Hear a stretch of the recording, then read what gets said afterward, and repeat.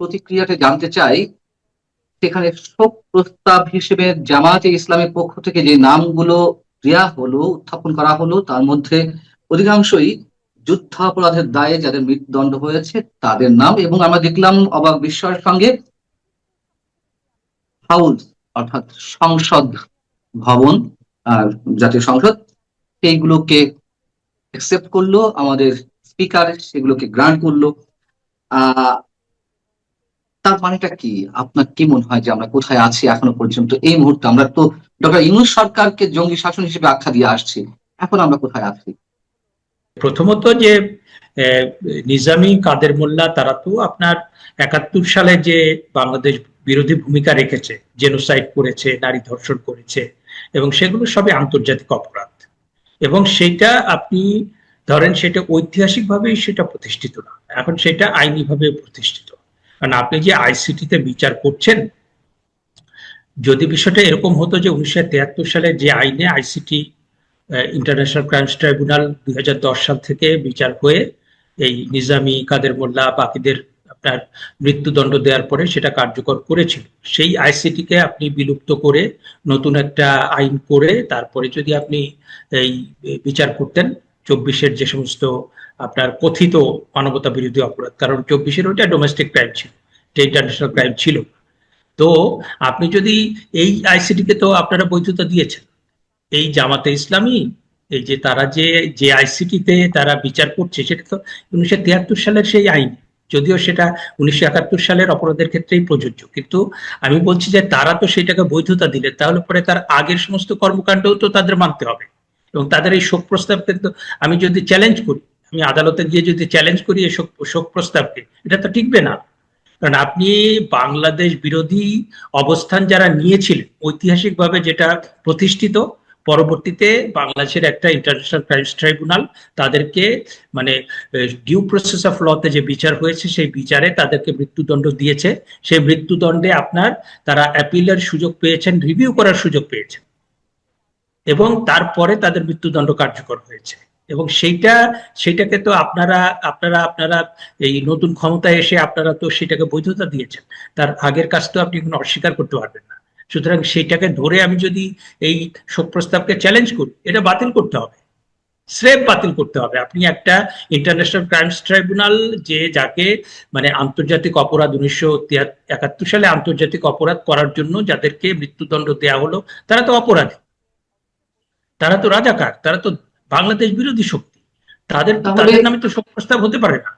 আপনি করেছেন রাজনৈতিক সমঝোতার কারণে কিংবা আপনি পরিবর্তিত প্রেক্ষাপটে, কিন্তু আপনি মনে রাখবেন যে ডক্টর মোহাম্মদ ইউনূসের ১৮ মাসে যা হয়েছে তার মানে অধিকাংশ বিষয়ই আইনের কষ্টিপাথরে, ন্যায় বিচারের কষ্টিপাথরে।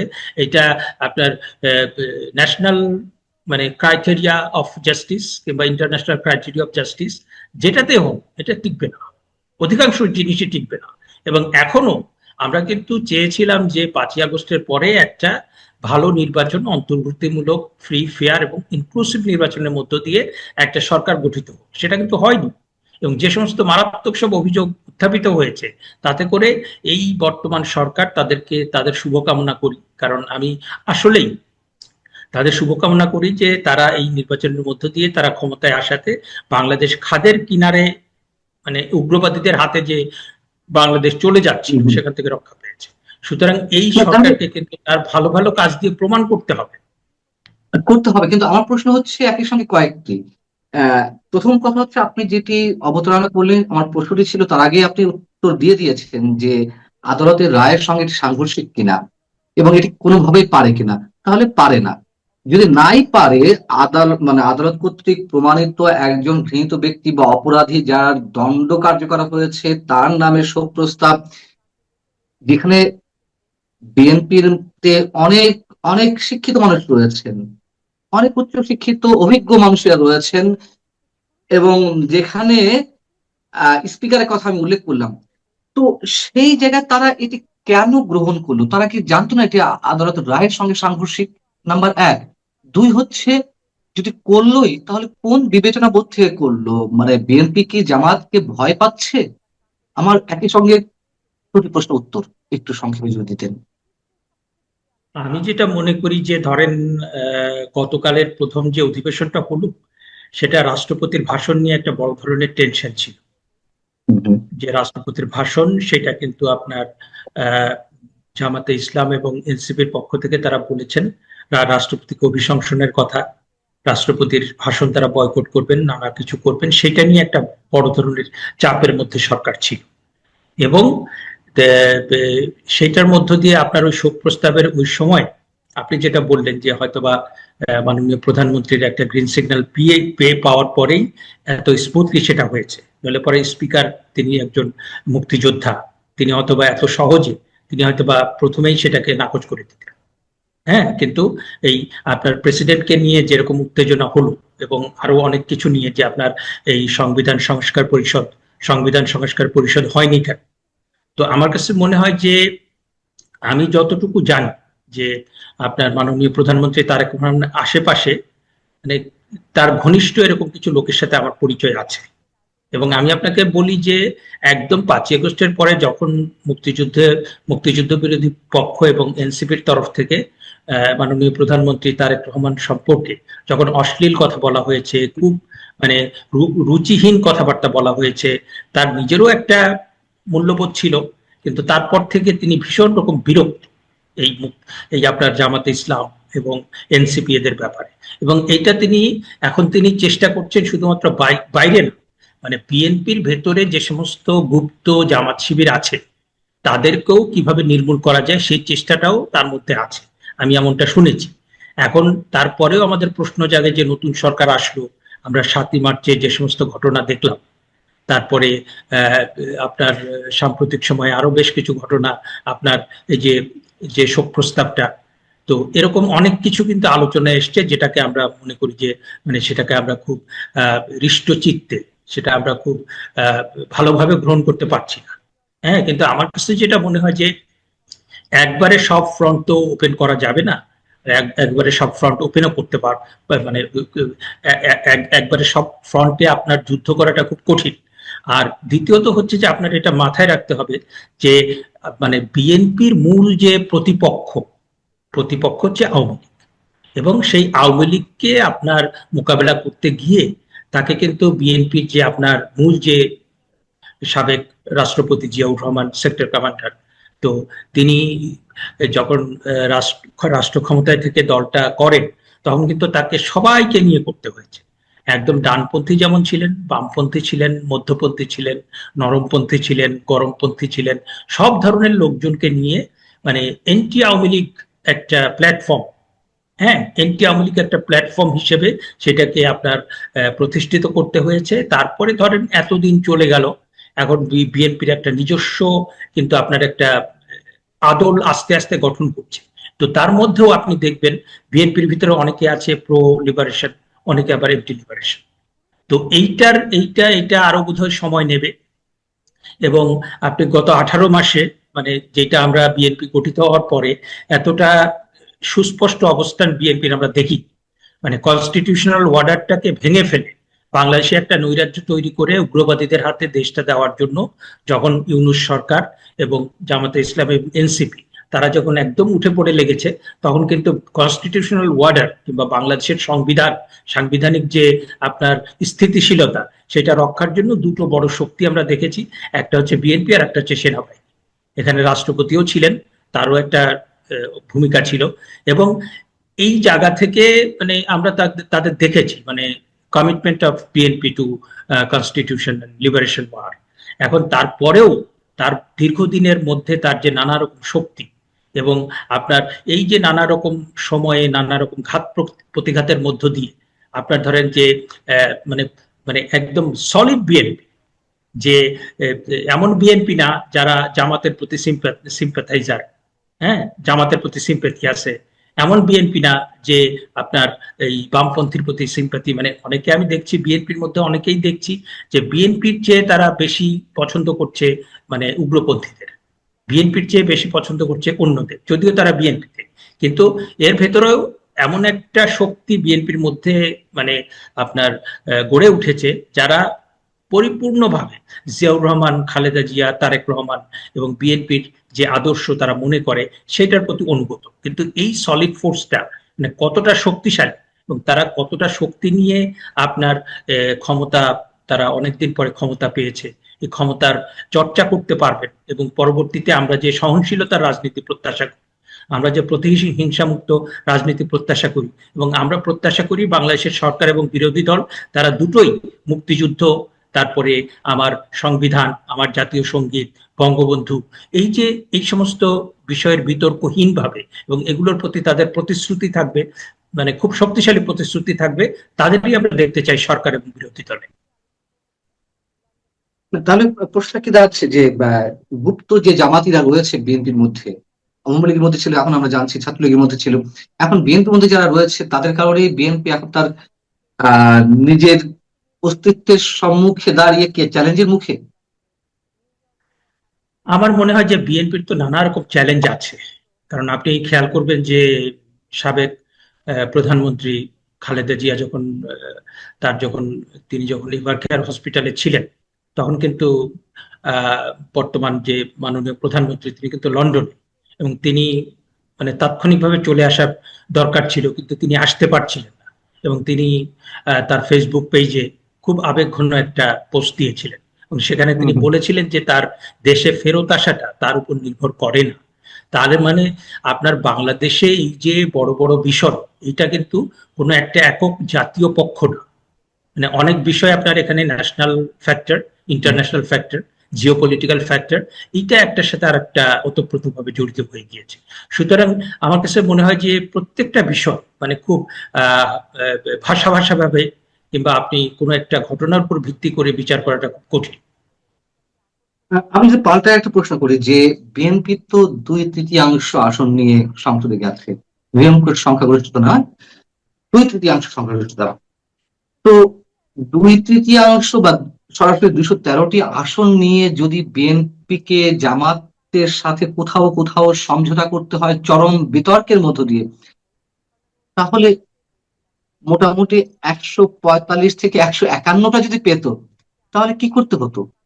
অথবা এখন এই মুহূর্তে এসে যদি 213টা আসন নিয়েই এত বড় বড় বিতর্কের জায়গা থেকে বিএনপি কে সমঝোতামূলক মনোভাবের পরিচয় দিতে হয়, তাহলে সামনের দিনগুলোতে কি হবে, কি ঘটবে? মানে আমরা কি আতঙ্কের মধ্যে থাকবো? না, আপনার বর্তমানে আমরা যে পরিস্থিতির মধ্যে আছি সেটা তো আসলে খুবই নাজুক। ব্যক্তি হিসেবে আপনি পান না, ব্যক্তি হিসেবে আমি প্রফেসর কার্জন কিংবা এরকম 20 কোটি মানুষ, ব্যক্তি হিসেবে যেমন চ্যালেঞ্জ আছে, পরিবার হিসেবে আছে, তারপরে আওয়ামী লীগের চ্যালেঞ্জ আছে, বিএনপির চ্যালেঞ্জ আছে, তারপরে আপনার সিভিল সোসাইটির চ্যালেঞ্জ আছে, উগ্রবাদী রাজনীতি যারা করে তাদের চ্যালেঞ্জ আছে। এখন প্রত্যেকেই মানে এই যে নানা রকম চ্যালেঞ্জ, উগ্রবাদী যারা রাজনীতি করে তাদেরকে আমি বাদ দিচ্ছি, কারণ তাদের আসলে মোটিভটাই আমি বারবার আমাদের পিছিয়ে দিয়েছে, কারণ তাদের মোটিভটাই হচ্ছে বাংলাদেশকে পিছিয়ে দেওয়া, তাদের মোটিভটাই হচ্ছে বাংলাদেশ রাষ্ট্রটাকে একদম ধ্বংস করে দেওয়া, তাদেরকে আমি বাদ দিচ্ছি। কিন্তু এই ধরেন যে আমরা এখনো কিন্তু খুব নাজুক অবস্থার মধ্যে, এবং বিএনপির মধ্যে দেখেন যে তাদের কিন্তু খুব মানে পরিপক্কভাবে ঠান্ডা মাথায় অনেক কিছু আপনার ভারসাম্য রক্ষা করতে হবে। They have to keep very delicate balance. কারণ আপনি দেখেন যে প্রায় 70টা আসনে বিএনপি যে জয়লাভ করেছে তাদের প্রার্থীরা খুব অল্প ভোটে জয়লাভ করেছে, এবং এটা বলা হচ্ছে যে আওয়ামী লীগের যারা শিক্ষিত এবং সচেতন ভোটার, আওয়ামী লীগের মানে সব ভোটার তো আপনার কেন্দ্রে যান নাই, কিন্তু যারা গিয়েছেন শিক্ষিত এবং সচেতন ভোটারদের একটা বড় অংশ, তারা কিন্তু মুক্তিযুদ্ধ, বাংলাদেশ এবং বাংলাদেশের স্থিতিশীলতার কথা চিন্তা করে এবং উগ্রবাদীদের হাতে বাংলাদেশ যেন না যায় সেটা চিন্তা করে তারা কিন্তু বিএনপিকে ভোট দিয়েছে। এবং বিএনপির পক্ষ থেকেও কিন্তু আপনার মির্জা ফখরুল ইসলাম আলমগীর সহ অনেকেই কিন্তু আপনার আওয়ামী লীগের প্রতি যথেষ্ট সহনশীল ছিলেন, এবং আমাদের মাননীয় প্রধানমন্ত্রী অনেকে বলেন আসার পরে কিন্তু প্রতিহিংসার রাজনীতি, ভোটের মাঠের কৌশল হিসেবে তারা আওয়ামী লীগের প্রতি নমনীয় হয়েছিলেন। কিন্তু সেটা আপনাকে মনে রাখতে হবে না, আপনি আপনি যেটা করেছেন সেই ভোটটা না পেলে তো আপনি জিততেন না। ওইটাই বলা হচ্ছে যে ভোট নেওয়া হয়ে গেছে, ভোটে পরে পাস করে না, সেই কথা বলা হচ্ছে। এবং আপনি দেখেন যে আপনার জামাত কৌশলে খেলছে, তারা মানে A team, B team, C team এরকম রেখেছে, এখন তার বি টিম হচ্ছে এনসিপি। সে যেটা বলতে পারে না এনসিপি কে দিয়ে সেটা বলাচ্ছে কিংবা করাচ্ছে। বিএনপির সামনে অনেক ধরনের চ্যালেঞ্জ রয়েছে, এটি আমরা সবাই বিশ্বাস করি, কিন্তু এই প্রস্তাবটি যদি না মানা হতো, যদি রিজেক্ট করা হতো, কি হতো? কি হতো মানে তাতে কি খুব যুদ্ধংদেহী মনোভাব নিয়ে জামাত একেবারে যুদ্ধের ময়দানে নেমে পড়তো? হ্যাঁ, এখন আপনার এইটাও তো মনে রাখতে হবে যে 75 সালের পরে জামাত মানে মুক্তিযুদ্ধের পরে তো নিষিদ্ধই ছিল, এবং তাদের বাংলাদেশে আসলে জামাতের রাজনীতি করার কোনো অধিকার থাকার কথা না। আমাদের এখানে সিভিল না, সেটি সোসাইটি যাচ্ছে না, যারা, আমি বলছি বিএনপি না না জায়গা না না, থেকে এই যদি এটি কথাটা, রিজেক্ট এই করা কথাটা হতো। আপনাকে একটু পরিষ্কার করি, কারণ এটা খুব গুরুত্বপূর্ণ একটা কথা যেটা আমাদের এখানে আলোচিত হয় না। সেটা হচ্ছে যে আমাদের এখানে ডক্টর মোহাম্মদ ইউনূস এবং তার যে ওয়েস্টার্ন এডুকেটেড, তারা মানে তারা সারা বিশ্বের বেলায় একটা স্ট্যান্ডার্ড, আর বাংলাদেশের বেলায় ভিন্ন স্ট্যান্ডার্ড। কারণ হুম, হুম, আপনার হুম। ওই যে দ্বিতীয় বিশ্বযুদ্ধে যে নাজি পার্টি, তাদেরকে নিষিদ্ধ করা হয়েছে এবং এখনো কিন্তু তারা নিষিদ্ধ। এবং সেটা কেন নিষিদ্ধ? দ্বিতীয় বিশ্বযুদ্ধে তারা যে মানে জেনোসাইড সহ তাদের যে আন্তর্জাতিক অপরাধ করেছিল সেটার জন্য। তো সেই মানদণ্ড যদি আমি ধরি, তাহলে পরে জামাতে ইসলামকে কিন্তু বাংলাদেশে রাজনীতি করার কোনো সুযোগ থাকার কথা না। না, সে ঠিক আছে, ইফ আই সেখানে তো টেক আমাদের দি দ্বিমত স্ট্যান্ডার্ড, নেই, কিন্তু আপনি, কিন্তু আমাদের এখানে আমার মুশকিলটা হয়েছে যে আমাদের এখানে যারা সিভিল সোসাইটি, আমাদের এখানে যারা ওই ওয়েস্টার্ন এডুকেটেড লোক, তারা ওই মানে তাদের সারা বিশ্বে একটা স্ট্যান্ডার্ড চলে, আর বাংলাদেশে তাদের মানে তাদের তাদের নানা রকম স্বার্থ হাসিল করার জন্য তারা আরেকটা আমরা শেষ এসে করবো। হাজির করে। আমার প্রশ্ন হচ্ছে, যদি এটি রিজেক্ট করা হতো, যদি এটি হ্যাঁ, একসেপ্ট না করা হতো, এইসব প্রস্তাবগুলো, এই নামগুলো, তাহলে কি হতো?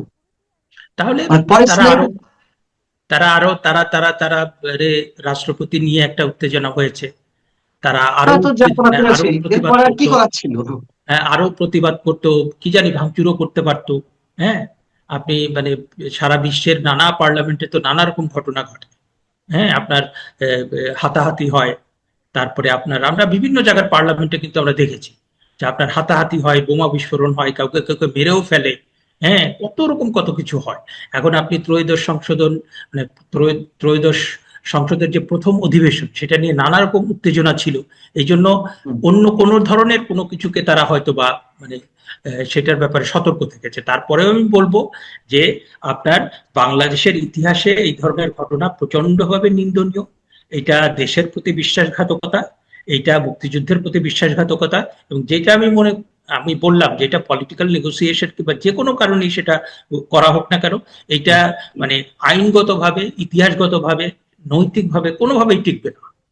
আপনি যখন ইসলামের নামে জেনোসাইড করেন, আপনি যখন আপনার রাজনীতির নামে মানুষ হত্যা করেন, নিজের ভাইয়ের বুকে মানে আপনি হত্যা করেন, নিজের ভাইয়ের বুকে ছুরি চালিয়ে দেন, নিজের দেশের সাথে বেইমানি করেন, সেই লিগেসি নিয়ে আপনি মানে আপনাকে সবসময় সেটা আপনাকে আপনাকে পিছিয়ে দেবেই। আপনি যতই মুনাফেকি করুন, আপনি যতই গুপ্ত রাজনীতি করুন, আপনি যতই মানে মুখোশ ধারণ করুন, ওই লিগেসি আপনাকে কখনোই, it will haunt you like nightmare. একদম জামাত আরো একটি দুঃস্বপ্নের মতো আপনাকে। জামাত আরো একটি যে প্রচন্ড ধৃষ্টতা পরিচয় দিল, আমাদের জাতীয় সঙ্গীত চলছে, সেই সময় তারা কেউ উঠে দাঁড়িয়েছে, কেউ বসে আছে, আবার পরবর্তীতে অন্য সবাই বসে আছে, যেখানে মির্জা ফখরুল ইসলাম আলমগীর বারবার তাদেরকে উঠে দাঁড়ানোর জন্য আহ্বান জানাচ্ছেন, যেখানে সিকিউরিটির দায়িত্বে যারা ছিলেন তারাও পর্যন্ত জামাতের এমপিদেরকে, এনসিপির এমপিদেরকে উঠে দাঁড়ানোর জন্য অনুরোধ করছে। আমরা দেখলাম যে কোনো কিছুকে তারা তোয়াক্কা করল না। তার মানে আমরা এরকম হুমকি ধামকির মধ্যে থাকবো? এখন ছোট যার যা করে আমি চরিত্র ভাই, 30 সেকেন্ড। যার যা চরিত্র, যে বাঘ সে বাঘের মতো আচরণ করবে, যে শিয়াল সে শিয়ালের মতো আচরণ করবে, যে আপনার মানে মুনাফেক সে মুনাফেকের মতো আচরণ করবে, সে তো বাংলাদেশে বিশ্বাস করে না। সে জাতীয় সঙ্গীতে দাঁড়াবে কেন? সে তো জাতীয় সঙ্গীত, সে 5ই আগস্টের পরে জাতীয় সঙ্গীত সে বলেছে না পরিবর্তন করার কথা। জি। প্রথমে বলিয়েছে গোলাম আজমের ছেলেকে দিয়ে, তারপর দেখছে যে প্রতিক্রিয়া যখন ভালো না, তখন তারা পিছিয়ে গিয়েছে। তারা বাংলাদেশের জাতীয় সঙ্গীতে বিশ্বাস করে না, যারা বাংলাদেশের ভূখণ্ডে বিশ্বাস করে না, বাংলাদেশের 21শে ফেব্রুয়ারিতে বিশ্বাস করে না। 21শে ফেব্রুয়ারিতে দেখেছেন না, তাকে যখন জিজ্ঞেস করেছে যে আপনারা তো এতদিন বলতেন এটা না যায়, তো আপনার এখন স্লোগান দিয়েছে, প্ল্যাকার্ড প্রদর্শন করেছে, এসব করে তারা শেষ পর্যন্ত ওয়াকআউট করেছে। এবং ওয়াকআউট করে বাইরে এসে সাংবাদিকদের বলেছে যে রাষ্ট্রপতির প্রধান 3টা অপরাধ কি কি, এবং সেই অপরাধগুলো তারা সবিস্তারে বর্ণনা করেছে, যে কারণে তারা রাষ্ট্রপতির ভাষণ শুনবে না। একটা বিষয়, তাহলে রাষ্ট্রপতি এমন একটা বেকায়দায় আছেন যে ওনার ভাষণ বিরোধী দল শুনতে চায় না, ওনার সামনে তারা মুখোমুখি হতে চায় না। উনি আসার সঙ্গে সঙ্গে তারা চিৎকার চেঁচামেচি শুরু করে দিয়েছিল, এবং তারা চিৎকার চেঁচামেচিতে এতটাই মগ্ন ছিল, এতটাই ব্যতিব্যস্ত ছিল যে রাষ্ট্রপতি আসার সঙ্গে সঙ্গে যে জাতীয় সঙ্গীত বেজেছিল, সেই জাতীয় সঙ্গীতকে সম্মান দেখিয়ে যে দাঁড়ানোর ব্যাপার যেটা আছে, রীতিটা আছে, এটাও তারা পালন করতে ভুলে গিয়েছিল। যা হোক, এরকম অনেক কিছু ঘটনা ঘটেছে। এদিকে আমার রাষ্ট্রপতির জন্য একটা মায়াই হচ্ছে। এই ভদ্রলোকের জন্য আসলে করুণা দেখানো ছাড়া আর তো কিছু করার নেই।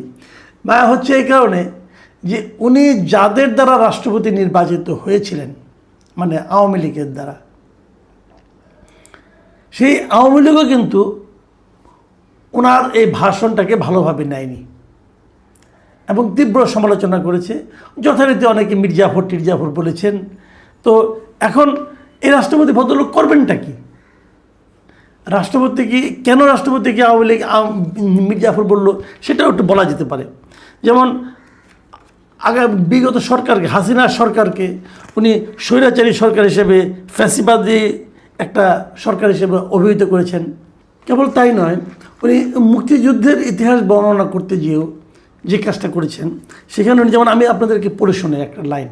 উনি বলেছেন, স্বাধীনতার ঘোষক শহীদ রাষ্ট্রপতি জিয়াউর রহমান বীরুত্তম, স্বাধীনতা এবং মুক্তিযুদ্ধের ইতিহাসের সকল অবিসংবাদিত নেতার অবদানকেও আমি শ্রদ্ধার সঙ্গে স্মরণ করছি। উনি যদি কেবল বলতেন যে স্বাধীনতা যুদ্ধের যত মুক্তিযোদ্ধা আছে, যারা নেতা ছিল, সবাইকে আমি স্মরণ করছি, ঠিক ছিল, আমার কোনো আপত্তি ছিল না। কিন্তু উনি জিয়াউর রহমানের নামটা আলাদা করে বলেছেন আরও যারা আছেন সবাইকে উনি স্মরণ করছেন। দেখেন, আমি অসুবিধা নাই, কিন্তু উল্লেখ করার মতন এটা কি একমাত্র জিয়াউর রহমান? আমার স্বাধীনতা যুদ্ধের যত নেতা ছিলেন, যত বীর ছিলেন, তাদের মধ্যে যদি আমি একজনের নাম উচ্চারণ করি, এটা কি জিয়াউর রহমান হবে নাকি বঙ্গবন্ধু শেখ মুজিব হবে? এবং উনি এক জায়গায় বলেছেন যে আওয়ামী লীগ আমলে বাংলাদেশ দুর্নীতিতে চ্যাম্পিয়ন হয়েছিল কীভাবে, সেগুলি বলেছেন, এবং আরও অনেক কথাই বলেছেন, যেগুলির জন্য আমি আর নতুন ডিটেলে যাচ্ছি না। এটা নিয়ে আওয়ামী লীগ দুঃখিত হতে পারে, বিরক্ত হতে পারে, আওয়ামী লীগ তাকে গাদ্দার ডাকতে পারে, মির্জাফর ডাকতে পারে, এটা খুবই স্বাভাবিক। আওয়ামী লীগের যারা নেতাকর্মী তাদের হৃদয়ে লেগেছে, এবং তারা বলেছে যে এই ভদ্রলোককে আমরা প্রেসিডেন্ট বানালাম, এবং তারপর সেইগুলি করলো। এই যে কথাগুলি হচ্ছে, এখন আমি এটা নিয়ে একটু কথা বলতে চাই কেন, এখন আসলে আমরা একটা অদ্ভুত সিস্টেমের মধ্যে কাজ করি। এই সিস্টেমটা আমাদের অনেক কিছু করতে দেয় না, অনেক কিছু করতে দেয়। বিষয়টা কি, প্রেসিডেন্ট কি এগুলো না বলে পারতেন? আসলে বিষয়টা হলো, ধরুন এই যে আমি আপনাদেরকে দেখাই, এই যে প্রেসিডেন্টের এই ভাষণটা, লিখিত ভাষণটা, এই একটা বইয়ের মতো আছে, 16 পৃষ্ঠা এখানে লেখা আছে, ছোটো ছোটো করে লেখা, 16 পৃষ্ঠা, অনেক কিন্তু লেখা, কিন্তু অনেক দেখেন যে খুব ক্ষুদ্র ক্ষুদ্র করে লেখা, এরকম 16টা পৃষ্ঠা লেখা, অনেক লেখা। এই যে পুরো লেখাটা আছে না, এখানকার একটা বাক্য প্রেসিডেন্ট নিজে হাতে লিখেননি, নট এ সিঙ্গেল সেন্টেন্স। এই পুরো জিনিসটা বর্তমানে যিনি সরকার আছে, যারা সরকার আছে, সেই সরকারের পক্ষ থেকে লিখে প্রেসিডেন্টের হাতে তুলে দেওয়া হয়েছে পড়ার জন্য। প্রেসিডেন্ট কেবল এটা পাঠক মাত্র, আর কিছু না। প্রেসিডেন্টের পক্ষে এর বাইরে যাওয়ার কোনো সুযোগ নেই, ওনাকে এভাবেই পড়তে হবে, এটাই নিয়ম। এর আগে যত প্রেসিডেন্ট ছিলেন সরকার পরিবর্তনের পর নতুন সরকারের কাছে এসে, তারা তো আর নতুন সরকারের কর্তৃক নির্বাচিত প্রেসিডেন্ট ছিলেন না। আবার ওখানে একটু তত্ত্বগত ভুল আছে। তত্ত্বগত ভুলটা কি? তত্ত্বগত ভুলটা হলো, প্রেসিডেন্টকে কিন্তু সরকার নিয়োগ দেয় না, প্রেসিডেন্টকে সরকার নির্বাচনও করে না। প্রেসিডেন্ট বাংলাদেশে নির্বাচিত হয়, এই যাবৎকালে হয়েছে সংসদ সদস্যদের ভোটের দ্বারা। এখন সেই সংসদ সদস্যরা যেহেতু সরকারি দলের প্রাধান্য থাকে, কাজে তারাই মূলত যাকে মনোনয়ন দেয় সেই প্রেসিডেন্ট হয়। এটা ভারতেও একই অবস্থা। ভারতে আরেকটু ঝামেলা আছে, ওখানে আবার রাজ্যসভার লোকজন ভোট দেয়। তো ওভাবে কিন্তু প্রেসিডেন্টটা হয়। কাজেই প্রেসিডেন্ট সরকারের না। আবার আরেকটা কথা, প্রেসিডেন্ট কিন্তু কোনো দলেরও লোক না। প্রেসিডেন্ট হওয়ার আগেই তাকে তার দল থেকে, যে কোনো রাজনৈতিক দল, সে যদি কোনো রাজনৈতিক দল করে, সেই দল থেকে তাকে পদত্যাগ করতে হয়। এটাই নিয়ম ভাই। এখন প্রেসিডেন্ট একটা নির্দলীয় লোক সেই হিসাবে, তো নির্দলীয় লোকের কাছ থেকে আওয়ামী লীগই বা কেন দলীয় নেতার মতো, দলীয় কর্মীর মতো আচরণ আশা করতে চায়? এটাও তো ঠিক না। কিন্তু সমস্যাটা হলো কি জানেন? সমস্যাটা হলো আমাদের দেশের প্রচলিত রীতিটা হলো তারা প্রেসিডেন্টকে দলীয় ভৃত্য হিসাবে ব্যবহার করতে চায়। আপনি যদি সংবিধান দেখেন, সংবিধানের প্রেসিডেন্টকে কীভাবে বলা হচ্ছে? প্রেসিডেন্টকে বলা হচ্ছে যে রাষ্ট্রপতি রাষ্ট্রের অন্য সকল ব্যক্তির ঊর্ধ্বে স্থান লাভ করিবেন এবং এই সংবিধান ও অন্য কোনো আইনের দ্বারা তাহাকে প্রদত্ত ও তাহার উপর অর্পিত সকল ক্ষমতা প্রয়োগ ও কর্তব্য পালন করিবেন। মানে রাষ্ট্রের যিনি সর্বোচ্চ ব্যক্তি হবেন প্রেসিডেন্ট। কিন্তু ট্র্যাজেডি হচ্ছে রাষ্ট্রের সর্বোচ্চ ব্যক্তি নিজের ইচ্ছা মতো কিছু বলতে পারবেন না। সরকার যে বলবেন সেটা তাকে পড়তে হবে কেবল। তো এটা কেমন রসিকতা? এই জায়গাটাতে কিন্তু আমার একটা বড় প্রশ্ন আছে। উনি যদি রাষ্ট্রের সর্বোচ্চ ব্যক্তি হন, উনি কেন ওনার বক্তৃতাটা করার ক্ষেত্রে স্বাধীন হতে পারবেন না? আইন নাই। কোন আইনে নাই? আইনে কি বলে সেটা আপনাদেরকে আমি বলি। 48-এর 3 ধারায়, 48-এর 3 অনুচ্ছেদে সংবিধানে কি বলা হয়েছে আপনারা একটু মন দিয়ে শোনেন। এই সংবিধানের 56 অনুচ্ছেদে 3 দফা অনুসারে কেবল প্রধানমন্ত্রী ও 95 অনুচ্ছেদের 1 দফা অনুসারে প্রধান বিচারপতি নিয়োগের ক্ষেত্র ব্যতীত রাষ্ট্রপতি তাহার অন্য সকল দায়িত্ব পালনে প্রধানমন্ত্রীর পরামর্শ অনুযায়ী কার্য করিবেন। তার মানে এই যে গতকালকে জাতীয় সংসদে উনি একটা ভাষণ পাঠ করেছেন, এটা কিন্তু রাষ্ট্রপতির কার্য। এই কার্যটা যিনি করেছেন এটা প্রধানমন্ত্রীর পরামর্শ অনুযায়ী করেছেন। প্রধানমন্ত্রী যা যা পড়তে বলেছেন উনি তাই তাই পড়েছেন, এর বাইরে পড়ার কোনো এখতিয়ার ওনার নাই। এবং এই পুরো বইটা ওনাকে ছাপিয়ে দেওয়া হয়েছে, উনি কেবল পড়েছেন। এর বাইরে ওনার আর কিছু করার ক্ষমতা নাই। এখন এটাকে নিয়ে যদি আওয়ামী লীগ দুঃখিত হয়, বিএনপি খুশি হয়, বিএনপির খুশি হওয়ারও কিছু নাই, আওয়ামী লীগের দুঃখিত হওয়ারও কিছু নাই। আওয়ামী লীগ যদি বলে তুমি এটা কেন পড়লা, পড়তে পারত না, তুমি বলতে হ্যাঁ, উনি হয়তো বলতে পারতেন এই জায়গাটা আমি পড়তে চাই না। তারপরে যদি প্রধানমন্ত্রী বলেন না আপনাকে এটা পড়তে হবে, তাহলে ওনাকে পড়তে হবে ভাই। উনি তো এর বাইরে যেতে পারবেন না। ঠিক একইভাবে বিএনপি যদি এটা খুব খুশি হয়, সেটাও তো ওদের কোনো ব্যাপার না। আচ্ছা, এই জন্যই কিন্তু আমরা বলছি যে প্রেসিডেন্টের ক্ষমতার ভারসাম্যটা চেঞ্জ করতে হবে। সেই ভারসাম্য আপনি কীভাবে চেঞ্জ করবেন? দেখুন জুলাই সনদে কী আছে। জুলাই সনদেও কিন্তু রাষ্ট্রপতিকে বাড়তি কোনো ক্ষমতা দেওয়া হয়নি, কেবল একটা জায়গায় দেওয়া হয়েছে। ওই যে 2টা জায়গায় বলা হয়েছিল না যে রাষ্ট্রপতি প্রধানমন্ত্রীর সঙ্গে আলোচনা না করে করতে পারবেন, প্রধানমন্ত্রী নিয়োগ করতে পারবেন আর প্রধান বিচারপতি নিয়োগ করতে পারবেন। তার সঙ্গে উনি আরও কিছু পোস্ট তাকে দেওয়া হয়েছে জুলাই সনদে। সেটা হলো উনি জাতীয় মানবাধিকার কমিশনের চেয়ারম্যান ও সদস্যগণ, তথ্য কমিশনের প্রধান কমিশনার, তথ্য কমিশনারগণ, প্রেস কাউন্সিলের চেয়ারম্যান ও সদস্যগণ, আইন কমিশনের চেয়ারম্যান ও সদস্যগণ, বাংলাদেশ ব্যাংকের গভর্নর এবং বাংলাদেশ এনার্জি রেগুলেটরি কমিশনের চেয়ারম্যান ও সদস্যগণকে নিয়োগ দিতে পারবেন। এগুলি যোগ করা হয়েছে। কিন্তু যদি জুলাই সনদকে আপনি বাস্তবায়ন করেন, তারপরেও কিন্তু প্রেসিডেন্টের যে ভাষণটা সেটা কিন্তু মন্ত্রিসভায় অনুমোদিত হয়ে আসবে। জুলাই সনদ পাশ করার পর যারা প্রেসিডেন্ট হবে তারাও কিন্তু সংসদে যে ভাষণটা দেবেন ওটা কিন্তু সরকারের ভাষণ, প্রেসিডেন্টের ভাষণ না। সরকারের লিখে দেওয়া প্রেসিডেন্টের ভাষণ। তাহলে কি খুব একটা চেঞ্জ হলো? আমি মনে করি যে জিনিসটা সেটা হলো কি, প্রেসিডেন্টকে যদি আপনার রাষ্ট্রের সর্বোচ্চ ব্যক্তি হিসাবে নির্ধারণ করেন তাহলে তাকে সেই সম্মানটা দিতে হবে, সেই স্বাধীনতা তাকে দিতে হবে। উনি একটা ভাষণ দেবেন, লিখিত ভাষণ, সেটাও যদি সরকার কর্তৃক অনুমোদিত হতে হয় তাহলে এটা কিন্তু খুব দুঃখজনক। আমি এখন জামাত এনসিপির কথা বলি। এই যে জামাত এনসিপি, ওনার ভাষণ শুনবেন না, বলে বেরিয়ে গেলেন, উনি খারাপ লোক, বেরিয়ে গেলেন। তো এই খারাপ লোকের কাছে আপনারা, এই খারাপ লোকের এই কাজগুলো আপনারা করেন নাই।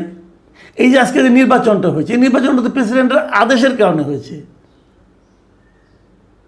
প্রেসিডেন্টের যে আদেশ, সে আদেশ বাস্তবায়ন করতে যে এই নির্বাচন, আদেশের মাধ্যমে নির্বাচন হয়েছে।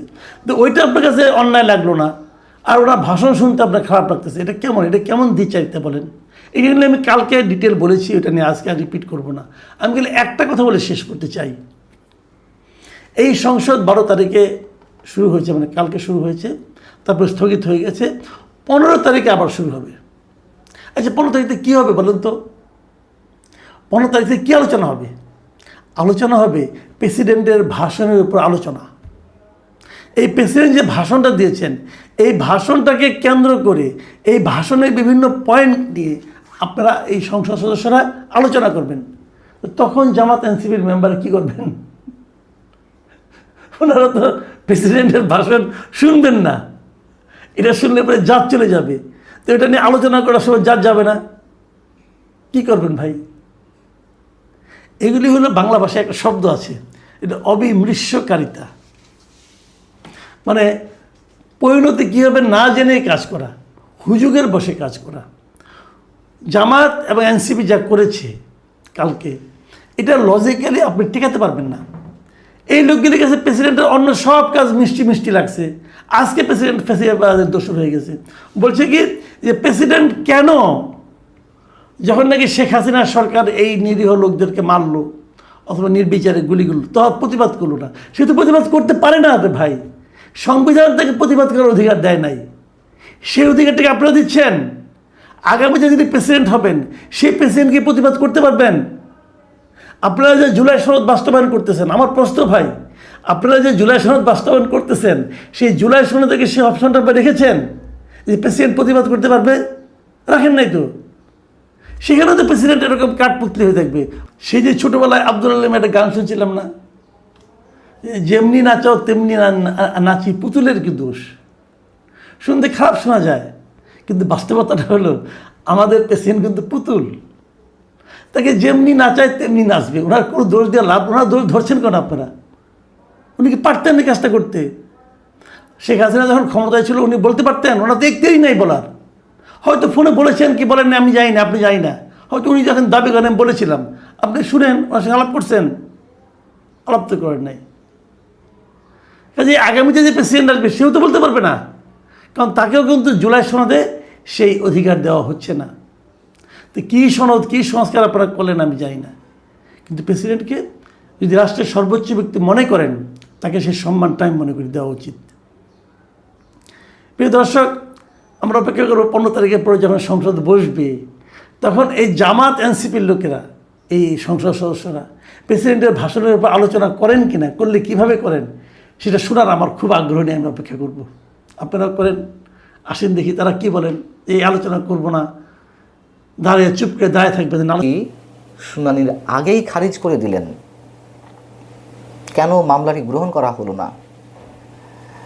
তার মানে কি এখনও সেই অন্তর্বর্তীকালীন সরকার বা ডক্টর ইউনূস সরকারের মতন এখনও বর্তমান সরকারের গ্রিন সিগন্যালে সব কিছু হচ্ছে? মামলা কেন গ্রহণ করা হলো না? জুলাই অভ্যুত্থানকারীদের দায় মুক্তি দেওয়া হয়েছে এই কারণে, পরিষ্কার করতে হবে তো। তার চেয়েও বড় কথা হচ্ছে এই যে মামলাটির আবেদন খারিজ করে দেওয়া হলো, এর মধ্য দিয়ে কি এটি প্রমাণ হয় না আসলে 5 আগস্ট অভ্যুত্থানকে কেন্দ্র করে যে হত্যাকাণ্ডগুলোর ঘটনা ঘটেছে তার জন্য আসলে এই অভ্যুত্থানকারীরাই দায়ী? অহেতুক আওয়ামী লীগকে বিচারের কাঠগড়ায় দাঁড় করানো হচ্ছে, আওয়ামী লীগের উপর সব ধরনের দায় চাপিয়ে দেওয়া হচ্ছে। যদি এই প্রশ্ন করি, আমরা কি কোনো ভুল কিছু বলবো? ভুল কিছু বলা হবে? বরং এই হত্যাকাণ্ডগুলোর বিচারের আগেই প্রমাণিত হয় যে আসলে আওয়ামী লীগ এইসব হত্যাকাণ্ডের সঙ্গে জড়িত নয়, বা আওয়ামী লীগ সরকারের সময় যে আইন শৃঙ্খলা রক্ষাকারী বাহিনীর সদস্যদের হাতে এ ধরনের হত্যাকাণ্ডের ঘটনা ঘটেনি, সেটি প্রমাণ হয় না। কেন মামলা গ্রহণ করা হবে না? দুর্বলতা কোথায়? খুবই স্পষ্ট, আমরা জানি দুর্বলতাগুলো কোথায়। আবেদনটি করেছিলেন যাত্রাবাড়ি থানার সাবেক ভারপ্রাপ্ত কর্মকর্তা আবুল হোসেনের ছোট ভাই জালাল হোসেন। আসামি করা হয়েছে সেখানে কাদেরকে? আসিফ মাহমুদ সজীব ভুঁইয়াকে তো করা হয়েছেই, সাথে বর্তমান সংসদ সদস্য এনসিপির অন্যতম সংগঠক আব্দুল হান্নান মাসুদ, আব্দুল কাদের, আবু বাকের মজুমদার, রিফাত রশিদ, হাসিব আল ইসলাম, নুসরাত তাবাসসুম, উমামা ফাতেমা, আরিফ সোহেল সহ মোট 42 জনকে। এদের মধ্যে হাসিব আল ইসলাম তিনি তো আত্মস্বীকৃত অপরাধী। তিনি নিজের মুখে স্বীকার করেছেন গণমাধ্যমের সামনে, টেলিভিশন টকশোতে, যে কিভাবে তারা বিটিভি ভবন কিংবা মেট্রো রেলে আগুন ধরিয়ে দিয়েছিল, এবং আত্মস্বীকৃত খুনি পুলিশ হত্যাকারী হিসেবে নিজেদেরকে উপস্থাপন করেছেন গণমাধ্যমের সামনে, সেটিও আমরা জানি। কিন্তু এই যে মামলার আবেদনটি একেবারে খারিজ করে দেওয়া হলো, এটি একটি নতুন ডাইমেনশন। আমরা বলতেই পারি তার মানে সব কিছু ষড়যন্ত্রের মধ্যে দিয়ে হয়েছে, যা কিছু ঘটেছে সব দায় চাপিয়ে দেওয়া হচ্ছে আওয়ামী লীগের উপরে। অন্তর্বর্তীকালীন সরকার 5 আগস্টকে ঘিরে যে অভ্যুত্থান সংঘটিত হয়েছে, বিভিন্ন দিনে বিভিন্ন সময় মোট 44 জন পুলিশ সদস্যের তালিকা প্রকাশ করেছে যারা হত্যাকাণ্ডের শিকার হয়েছে বা নিহত হয়েছেন। এই 44 জন, আমরা জানি এর চেয়ে বেশি, অনেক বেশি সংখ্যক পুলিশ সদস্য নিহত হয়েছেন।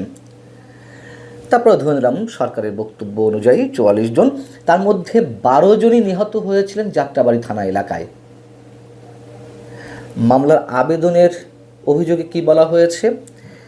এখানে বলা হচ্ছে যে আন্দোলনের শেষ দিন 5 আগস্ট বিকেল 5:30টার দিকে আসিফ মাহমুদের নেতৃত্বে আন্দোলনকারীরা যাত্রাবাড়ি থানার সামনে অন্তত 7 থেকে 8টি গাড়ি পুড়িয়ে মালামাল লুট করে হামলা ও ভাঙচুর করে যাত্রাবাড়ি থানা নিজেদের নিয়ন্ত্রণে নেন। এক পর্যায়ে পুলিশ সদস্যদের মারধর করে এবং সরকারি গুরুত্বপূর্ণ নথিতে আগুন ধরিয়ে দেওয়া হয়। ঘটনাস্থলে আসিফ মাহমুদ এবং তার সহকারীদের সহযোগিতায় ওসি আবুল হোসেন সহ 12 জনকে কুপিয়ে হত্যা করা হয়। দিন, ক্ষণ, তারিখ, ঘটনাস্থল, ঘটনা বর্ণনা সব সুস্পষ্টভাবে রয়েছে। এবং পুলিশ সদস্য হত্যা কিংবা থানা লুট বা থানা পুড়িয়ে দেওয়া এসবের আত্মস্বীকৃত খুনি একজন আমরা দেখলাম যে রংপুরের একজন বৈষম্যবিরোধী ছাত্র নেতার স্বীকারোক্তি থানায় বসে, এগুলো তো কোনোটা মিথ্যা নয়। এবং পুলিশ হত্যাকাণ্ডের তদন্ত নিয়ে এর মধ্যে সরকারের 2 জন মন্ত্রীর পরস্পর বিরোধী বক্তব্য আমাদের সামনে উপস্থিত হয়েছে। প্রথমে আমরা শুনতে পেলাম নানানভাবে বিভিন্নভাবে খবর ছড়ালো যে স্বরাষ্ট্রমন্ত্রী সালাউদ্দিন আহমেদ সাহেব বলেছেন যে পুলিশ হত্যার বিচারও হবে, কেন হবে না। এবং তার পরিপ্রেক্ষিতে বিএনপির মহাসচিব স্থানীয় সরকার মন্ত্রী মির্জা ফখরুল ইসলাম আলমগীর সাহেব তিনি বললেন সাংবাদিকদের প্রশ্নের জবাবে যে স্বরাষ্ট্রমন্ত্রী যা বলেছেন তাই হবে, অর্থাৎ পুলিশ হত্যার বিচার হবে। পরবর্তী তার কথা পরিপ্রেক্ষিতে আবার সালাউদ্দিন সাহেব বললেন যে আমি এমন কথা কোথায় বললাম। এবং এসব কথার পরিপ্রেক্ষিতে জামাত এবং এনসিপির পক্ষ থেকে তাদের যে অগ্নিমূর্তি ধারণ করার যে পরিস্থিতি সেটি আমরা দেখেছি। তারা কৈফিয়ত চাইছিল, জবাবদিহিতা চাইছিল, কেন পুলিশ হত্যার বিচার করা হবে। বাস্তবতা হচ্ছে কি ঘটেছে, আস্তে আস্তে সব কিছু স্পষ্ট হচ্ছে।